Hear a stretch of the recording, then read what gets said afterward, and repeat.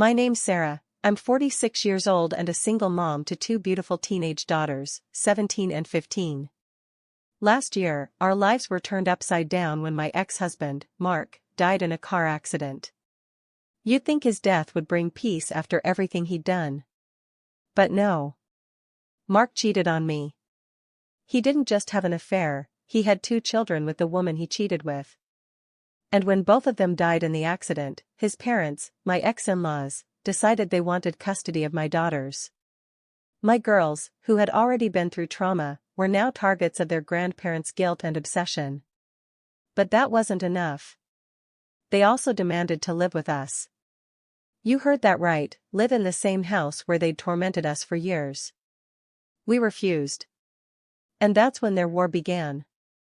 We live near a weekend farmer's market, the kind of place that smells like fresh bread, honey, and earth. It was my youngest daughter's birthday weekend. I'd given her a small budget and told her, buy whatever makes you happy, sweetheart. She'd run off giggling, chocolate on her mind. An hour later, my phone rang. Her voice was trembling. Mom, there are some old ladies here. They're yelling at me. They won't let me leave. I froze. My heart started pounding so fast I could barely breathe. I grabbed my eldest and sprinted across the market. And there she was, my baby, cornered by 6 older women wagging fingers in her face. They were shouting that she was unchristian, that she'd abandoned her poor grandparents and should learn to love her orphaned baby brothers. I saw red. I stepped between them, shaking, my voice like thunder. You do not talk to my daughter that way. One of them sneered, if you'd been a good Christian wife, you wouldn't have raised such selfish girls. My hands clenched. I could feel my pulse in my ears. You're right, I said, I wasn't a good wife. I was too busy being a mother, something you clearly know nothing about. The shouting got so loud, the market staff threw us all out. But those women, they followed us to my car, circling like vultures, still muttering about sin and shame. That was the moment I realized. This wasn't random. This was planned. That night, after I got my daughters to bed, I reached out to a friend. Someone from my ex-in-law's church. He sounded mortified. Sarah, your ex-mother-in-law posted something in the church Facebook group. You need to see it. He sent me screenshots. And there it was, a sob story longer than a sermon. She'd written that my daughters and I had abandoned them. That we'd stolen the inheritance.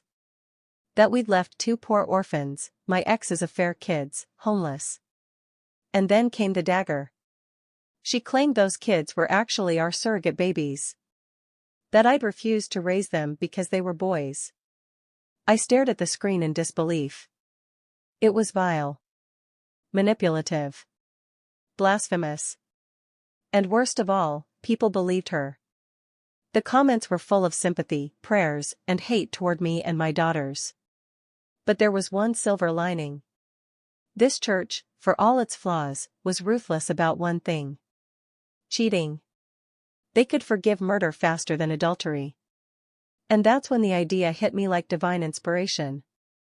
If my ex-Amiel wanted to use her church as a weapon, then I'd use her own religion to destroy her lies. I still had everything from the divorce proceedings, every text, photo, and message proving Mark's affair. I even had messages where his parents admitted they knew, and supported him. Even the ones where they called my daughters bastards and said it was their fault he died. I remember staring at those messages, my hands trembling, not from anger, but focus. You wanted a war? I whispered.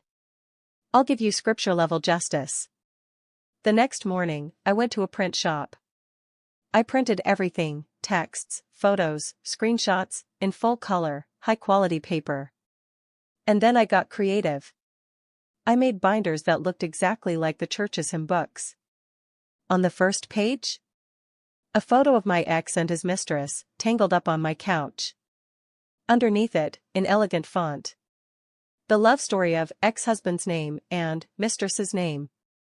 Each binder was filled with evidence, cheating, lies, and the grandparents' own hate messages.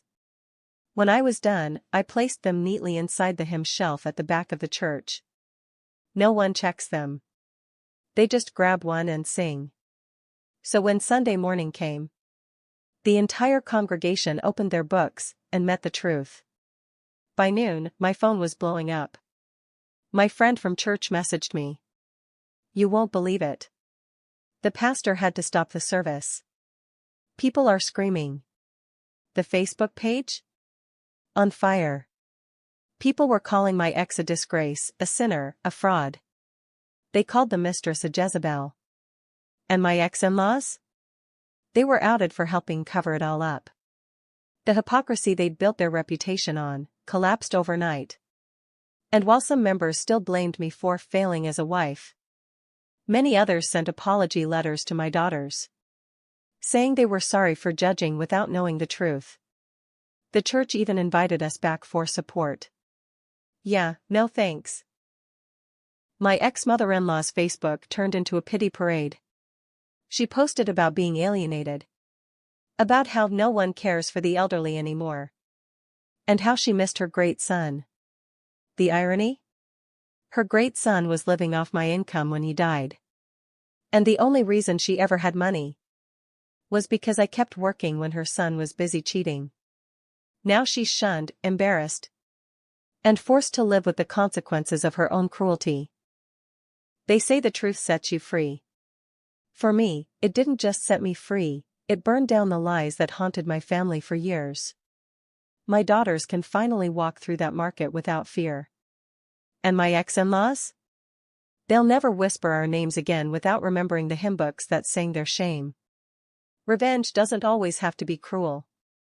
Sometimes, it's just the truth, printed in color, and left right where the liars go to pray. If that gave you chills, hit that like button, it helps more people find stories like this. Tell me in the comments. What's the most satisfying way you've ever seen karma catch up? And of course, subscribe for more real-life revenge stories, where justice always finds its way.